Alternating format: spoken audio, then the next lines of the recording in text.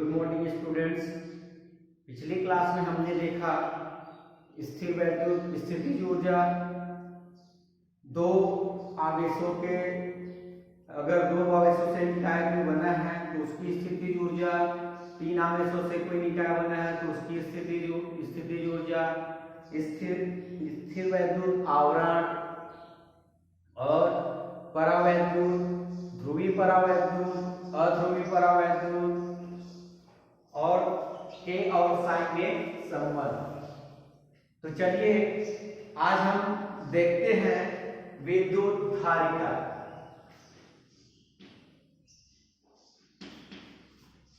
विद्युत धारिता तो जिस प्रकार से एक पात्र है, इसमें अगर हम जल डालते जाते हैं, ये जल भरा है, आधा भरा हुआ है, अगर हम इसमें और जल डालें तो ये पात्र में जल का स्तर क्या होते जाता है, बढ़ते जाता है। अर्थात ये पात्र में का तल ऊपर उठते जाता है।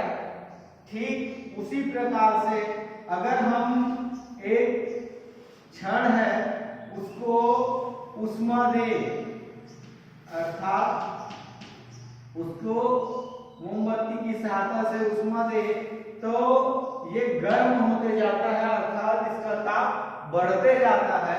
ठीक उसी प्रकार से अगर हम किसी चालक को आवेश देते हैं तो उस चालक के विभव में भी क्या होती है, वृद्धि होती है। ठीक है, तो इसी चालक को दिया गया आवेश उसके विभव में वृद्धि के अनुक्रमानुपाती होता है। किसी चालक को दिया गया आवेश उसके विभव में वृद्धि के अनुक्रमानुपाती है। यह विद्युत धारिता का कथन है। तो मान लो, माना किसी चालक को Q आवेश देने पर विभव में V की वृद्धि होती है।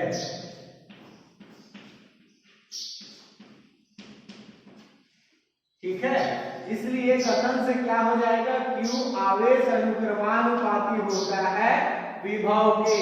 आवेश अनुक्रमानुपाती होता है किसके, विभव के। एक अनुपातिक नियतांक अगर हम ले तो Q इज इक्वल टू क्या हो जाएगा, CV, जहां C क्या है, एक नियतांक है। इसको इसी को प्रदर्शित करते हैं विद्युत धारिता से। ठीक है,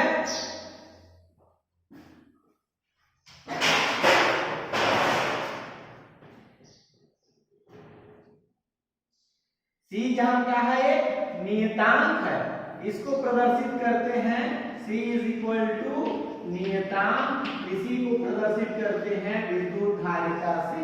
अब यदि क्या हो, V इज इक्वल टू क्या हो, 1, V इज इक्वल टू क्या हो, 1 हो, तो यहां से क्या हो जाएगा, Q is equal to C।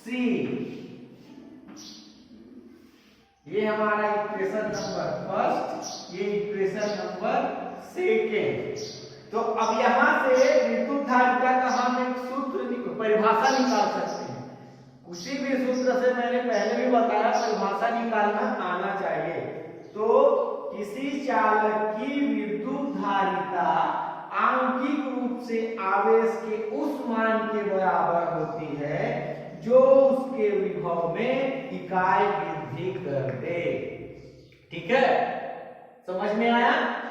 किसी चालक की विद्युत धारिता आंशिक रूप से आवेश के उस मान के बराबर होती है जो उसके विभव में इकाई वृद्धि कर दे। तो ये विद्युत धारिता का एक और परिभाषा निकल गया। अब हम देखते हैं समीकरण 1 से।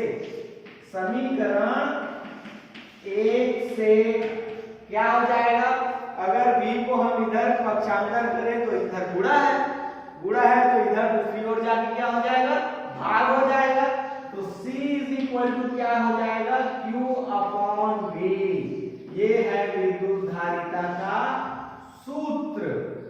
अब यहां से भी विद्युत धारिता का परिभाषा निकलेगा।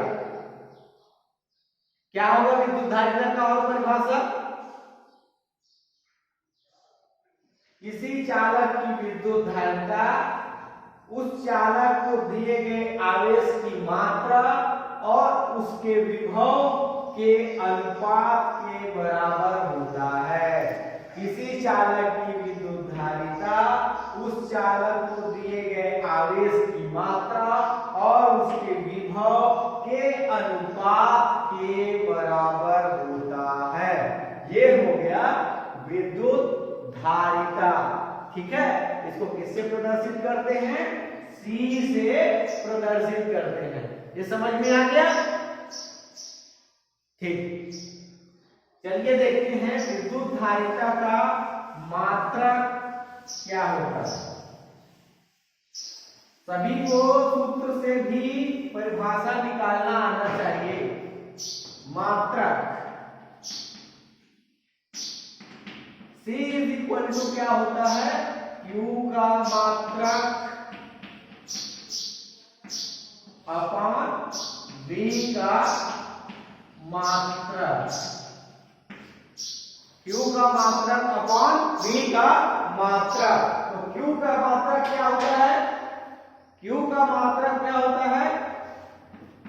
कूलाम अपॉन V का मात्रक होता है विभव का वोल्ट। तो ये क्या हो जाएगा? कूलाम प्रति वोल्ट, अर्थात इसको कहा जाता है फैराड। क्या कहते हैं? फैराड। तो धारिता का मात्रक क्या होता है? फैराड होता है। धारिता का मात्रक क्या होता है? फैराड। अब प्रश्न पूछा जाता है एक फैराड किसे कहते हैं? तो एक फैराड, और फैराड को हम प्रदर्शित करते हैं किससे? फैराड को प्रदर्शित करते हैं F से। तो एक फैराड इज इक्वल टू एक कूलाम बटे एक वोल्ट। अब यहां से एक फैराड की परिभाषा निकल जाएगी। यदि किसी चालक को एक कूलाम आवेश देने पर उसके विभव में 1 वोल्ट का परिवर्तन होता है, तब चालक की धारिता 1 फैराड होती है। ठीक है, क्या हुआ? यदि किसी चालक को 1 कूलाम आवेश देने पर उसके विभव में 1 वोल्ट की वृद्धि होती है या 1 वोल्ट का परिवर्तन होता है, तो चालक की धारिता 1 फैराड होती है। यह हो गया 1 फैराड की परिभाषा। विमीर सूत्र, विमीर सूत्र तो क्या होता है? C is equal to Q upon V। Q का विमीर सूत्र, चलो अभी रहने दो Q, और V का मान होता है W upon Q। W upon Q। तो यहां से Q हर में है तो कितना चला जाएगा? अंश में।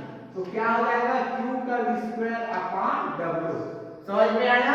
यहां मैंने V का सूत्र रखा, V is equal to W upon Q होता है ना, कार्य बटे आवेश, उसी को रखा कार्य बटे आवेश। तो ये हर का हर में है तो ये कहां चला जाएगा? अंश के साथ गुणा हो जाएगा।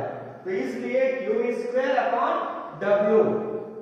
अब देखो आवेश का विमीर सूत्र क्या होता है? A और T, और चूंकि स्क्वायर है इसलिए A2 और T2, और कार्य का विमीर सूत्र ML2T-2, इसलिए धारिता विद्युत धारिता का विमीर सूत्र क्या हो जाएगा? M-1 L-2 T4A2। ये होता है विद्युत धारिता का विमीर सूत्र। सबसे बन जाएगा विद्युत धारिता। ठीक है, चलिए अब देखते हैं किसी गोली चालक की विद्युत धारिता। अगर कोई गोली चालक है तो उसकी विद्युत धारिता क्या होगी?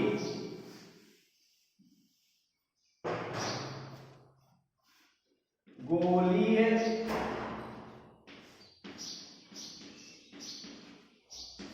चालक की विद्युत धारिता, गोलीय चालक की विद्युत धारिता एक O केंद्र और R त्रिज्या, ठीक है, O केंद्र और R त्रिज्या का क्या है, एक गोला है जिसका केंद्र O है और त्रिज्या R है। O केंद्र और R त्रिज्या का क्या है, एक गोला है जिसकी धारिता क्या है, ज्ञात करनी है हमको। तो इसको Q आवेश देने पर सभी आवेश क्या होता है, इसके बाह्य भाग में समान रूप से वितरित हो जाता है।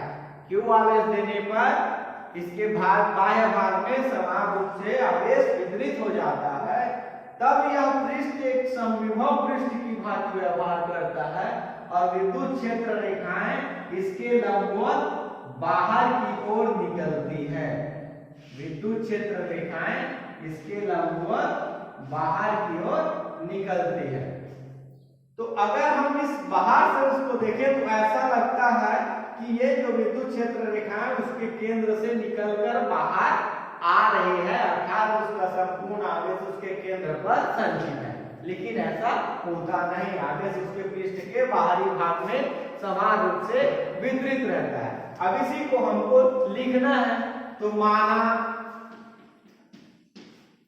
O केंद्र व R त्रिज्या का एक पृथक्कृत मतलब अलग गोलीय चालक A है। चालक को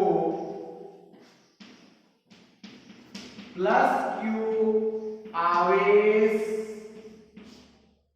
देने पर संपूर्ण आवेश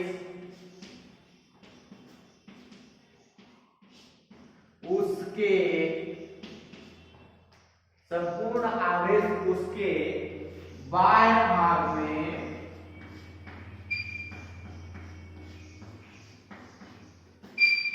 वितरित हो जाता है, ठीक है। संपूर्ण आवेश इसके बाह्य भाग में वितरित हो जाता है और जैसा कि मैंने बताया इस गोलीय चालक का पृष्ठ कैसे कार्य करता है, एक समविभव पृष्ठ की भांति कार्य करता है, अर्थात समविभव पृष्ठ के प्रत्येक बिंदु पर विभव का मान क्या होता है, एक समान होता है। इसलिए गोलीय चालक के किसी बिंदु पर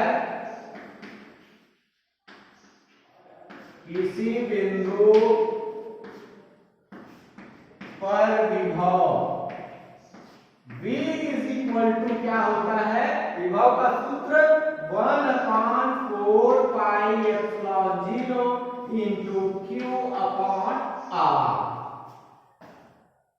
अतः गोलीय चालक की धारिता, गोलीय चालक की धारिता C इज इक्वल टू क्या होता है, Q अपॉन V। तो V का मान यहां से हम यहां रखेंगे, तो C इज इक्वल टू क्या हो जाएगा, Q upon 1/4 pi epsilon 0 into Q upon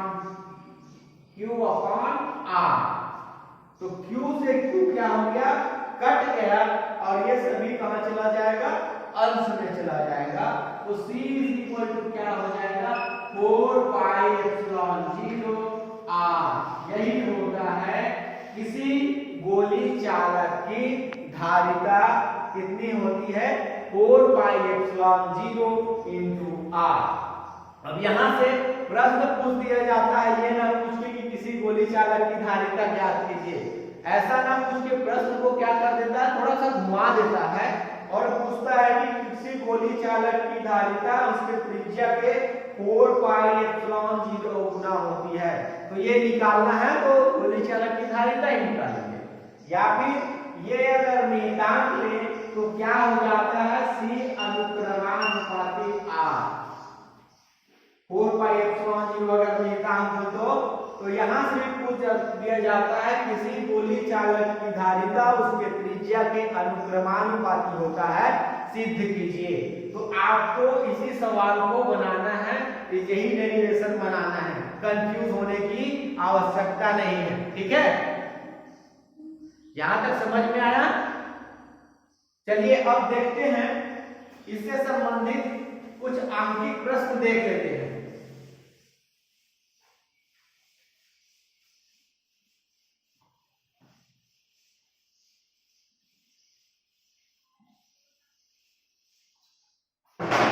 प्रश्न है,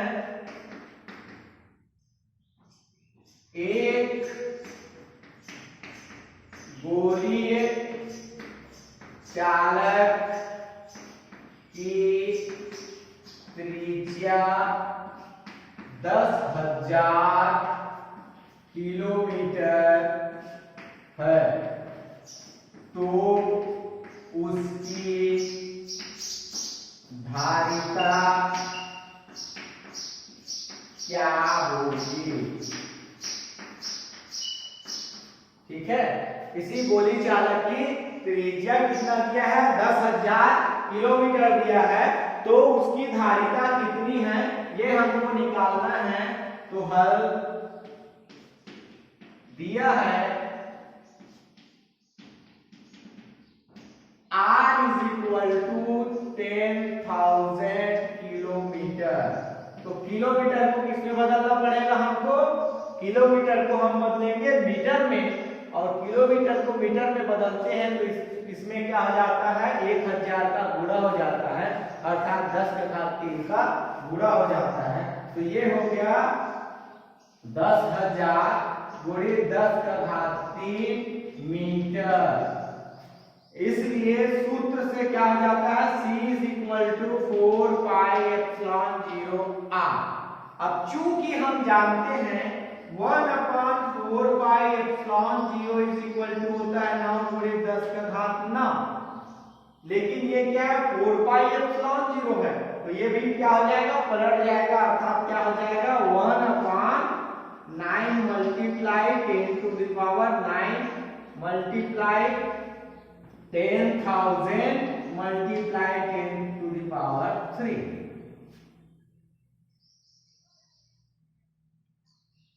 ठीक है।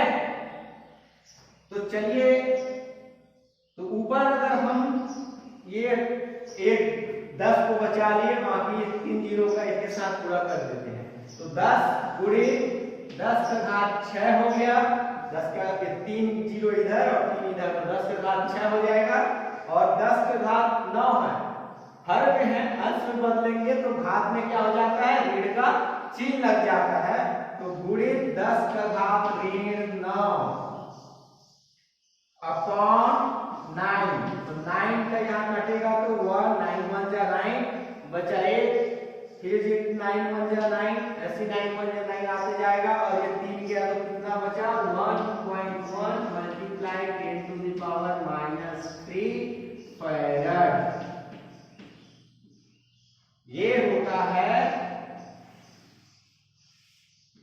इसकी धारिता। अगर कोई गोली चालक की त्रिज्या 10,000 किलोमीटर है तो उसकी धारिता कितनी होगी, 1.1 × 10⁻³ फैराड होगी, बन जाएगा सबसे।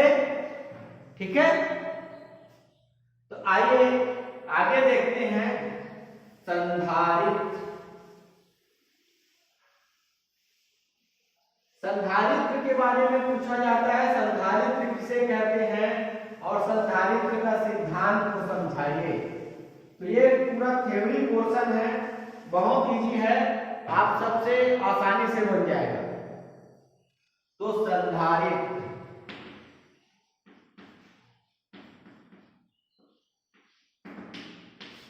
तो संधारित्र एक ऐसा उपकरण है या एक एक ऐसी युक्ति है जिसमें किसी चालक के आकार या आयतन में बिना परिवर्तन किए उसकी विद्युत धारिता को क्या किया जाता है, बढ़ाया जाता है। ठीक है, वह युक्ति जिससे किसी चालक के आकार या आयतन में बिना परिवर्तन किए उसकी विद्युत धारिता को बढ़ाया जाता है, क्या कहलाता है, संधारित्र कहलाता है। और संधारित्र का सिद्धांत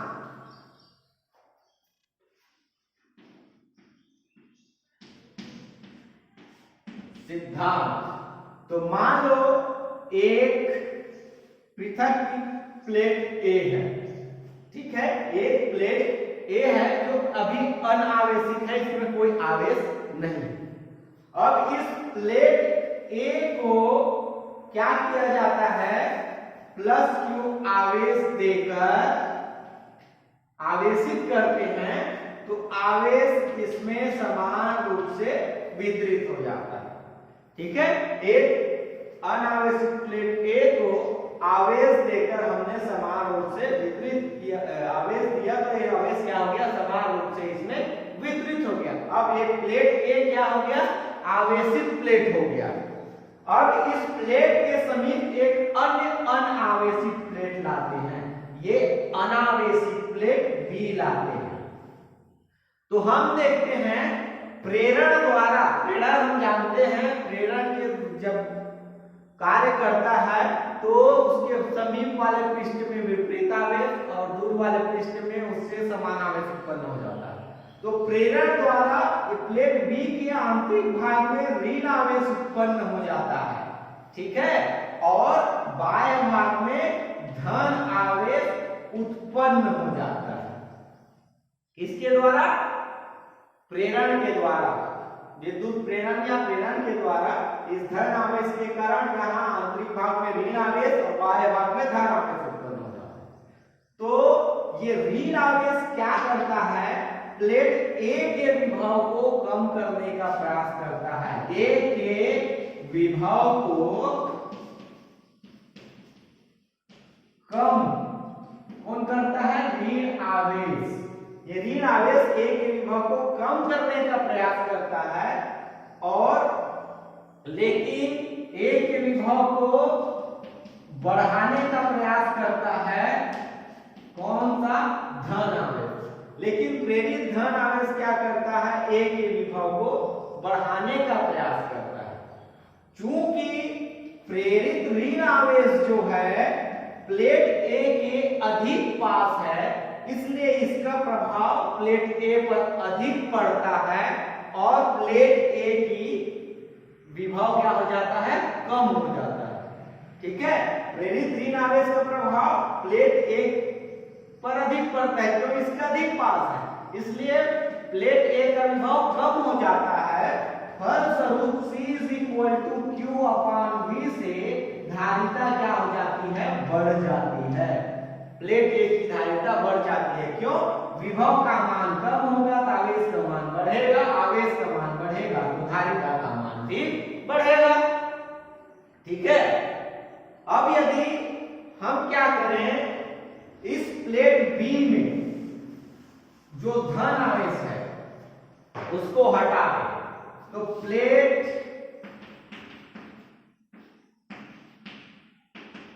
बी का संबंध हम किससे कर देते हैं, पृथ्वी से कर देते हैं। तो ये जितना धन आवेश रहता है वो कहां चला जाता है, पृथ्वीकृत हो जाता है, अर्थात पृथ्वी में चला जाता है। और बी पर केवल कौन सा आवेश बचता है, ऋण आवेश बचता है, जो क्या करता है, ए के विभव को फिर से कम कर देता है। अर्थात C = Q/V से विभव का मान कम हुआ तो धारिता का मान ऑटोमेटिक बढ़ जाता है। तो अर्थात किसी अनावेशित प्लेट की सहायता से किसी आवेशित प्लेट की धारिता का बढ़ जाना क्या कहलाता है, संधारित्र कहलाता है, और यही संधारित्र का सिद्धांत है। ठीक है, सबको समझ में आया, बहुत इजी है। आपको डायग्राम से बस समझना है। किसी आवेशित प्लेट के समीप किसी अनावेशित प्लेट को लाने पर आवेशित प्लेट की धारिता का बढ़ जाना संधारित्र कहलाता है, और यही संधारित्र का सिद्धांत है जो हमने ये प्रोसेस में देखा। ठीक है, चलिए आगे देखते हैं संधारित्र की धारिता। संधारित्र की धारिता कितनी होती है? संधारित्र की धारिता, तो माना किसी पृथक्कृत प्लेट को प्लस क्यू आवेश देने पर विभव V1 व दूसरी प्लेट में -q आवेश प्रेरित होने पर विभव V2 हो जाता है।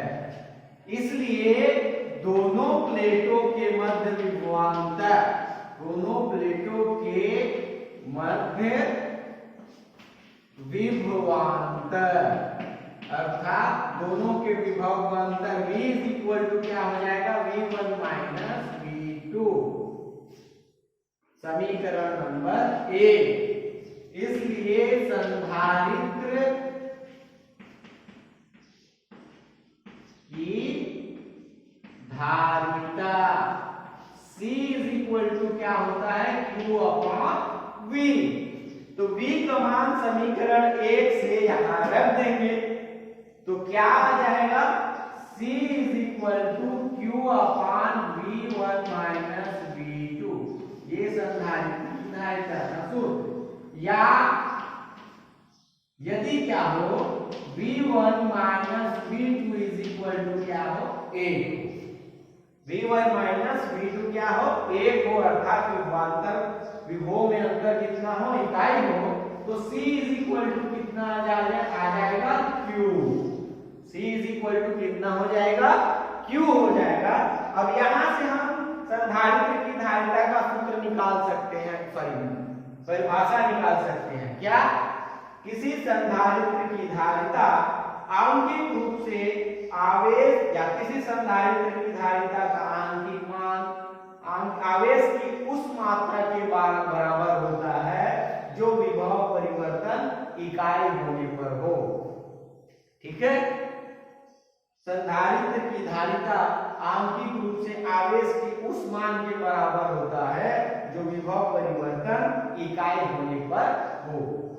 ठीक है, तो आज हमने जितना पढ़ा सबको समझ में आया? सब अच्छे से पढ़ेंगे और कहीं कोई कंफ्यूजन हो तो आप पूछ सकते हैं। आज के लिए इतना ही, धन्यवाद।